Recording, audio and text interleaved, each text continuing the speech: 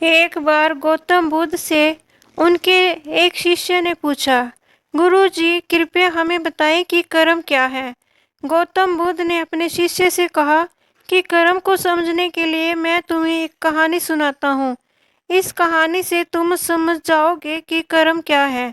बुलंद शहर का राजा घोड़े पर बैठकर अपने राज्य का भ्रमण कर रहा था। चारों तरफ भ्रमण करने के बाद वह एक दुकान के सामने आकर रुक गया। रुकने के बाद राजा ने अपने मंत्री से कहा कि मंत्री जी, मालूम नहीं क्यों, लेकिन लगता है इस दुकानदार के लिए कल ही फांसी की सजा सुना दूं, इसे मृत्यु दंड दे दूं। मंत्री राजा से इसका कारण पूछ पाते, इससे पहले राजा आगे बढ़ गए।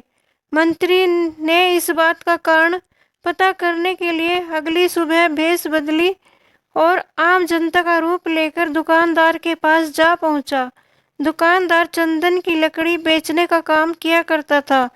मंत्री ने दुकानदार से पूछा कि आप का काम कैसे चल रहा है।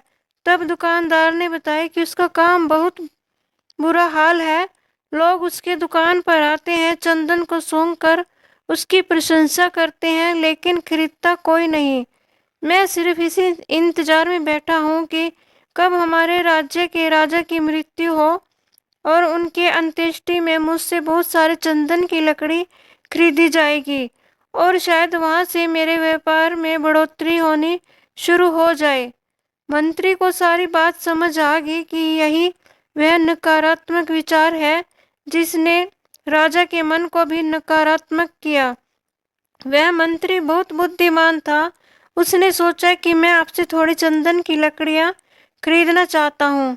यह सुनकर दुकानदार भी खुश हुआ और उसने सोचा कि चलो कुछ तो बिका। उसने चंदन की लकड़ी को कागज में लपेटा और अच्छी तरह पैकिंग करके वह लकड़ी मंत्री को दे दी।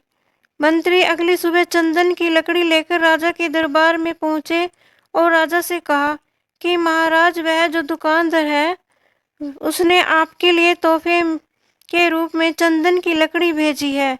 यह सुनते ही राजा बहुत खुश हुए और मन ही मन सोचने लगे कि मैं बेकार में उस दुकानदार के बारे में गलत बातें सोचा करता था। उसने चंदन की लकड़ी को हाथ में लिया। उसमें बहुत ही अच्छी सुगंध आ रही थी। राजा इससे पहले बहुत ही खुश हुए और उसने दुकानदार के लिए मंत्री के हाथों सोने के सिक्के भिजवाए। उसी आम जनता का रूप लेकर मंत्री अगले दिन सोने के सिक्के के साथ दुकानदार के पास पहुंचा। दुकानदार बहुत खुश हुआ और उसने सोचा कि मैं राजा के लिए कितनी गलत बातें सोचा करता था। राजा तो बड़े ही दयालु हैं। ये कहानी जब खत्म हुई तब गौतम बुद्ध ने अपने शिष्यों से पूछा कि अब आप बताएं कि कर्म क्या है। शिष्यों ने उत्तर देते हुए कहा कि शब्द ही हमारे कर्म हैं। हम जो काम कर रहे हैं वही हमारे कर्म है।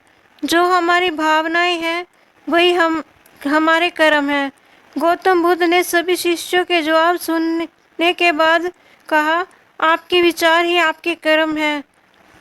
अगर आपने अपने विचारों पर नियंत्रण करना सीख लिया तब आप महान बन जाते हैं। जब आप अच्छा सोचते हैं तब आपके साथ अच्छा भी होता है। आपके विचार ही आपको अच्छा या बुरा बनाते हैं। दोस्तों, मेरी यह वीडियो देखने के लिए आपका बहुत बहुत धन्यवाद।